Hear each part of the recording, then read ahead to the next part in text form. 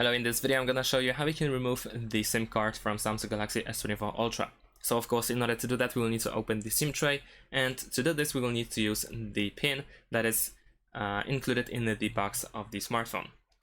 And then at the bottom of the device over here we have the SIM tray. We need to put the pin inside this hole, push it a little bit until you'll take out the SIM tray. There we go. Now use your fingers in order to take it out. And there you go. Now we have our SIM tray with the SIM card. And I think I lost mine already. It looks pretty loose.